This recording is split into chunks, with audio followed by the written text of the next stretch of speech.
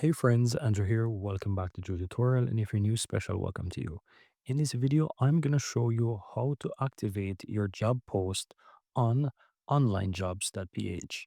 Now, when you first create your account, let's say the free account, and you post your first job post, within 48 hours, this job post become approved and go live. And so people will start to apply for those jobs.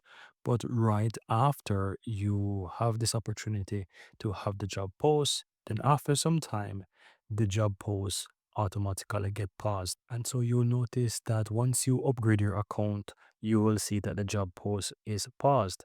And so in order for you to, let's say, activate it again so that it can continue to run, you will need to sign into your account. Then on the home page, just scroll down and you will see your job post and you will see pause at the top here in the top left.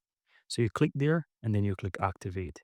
And so that's going to make the job post become active again. And that's it.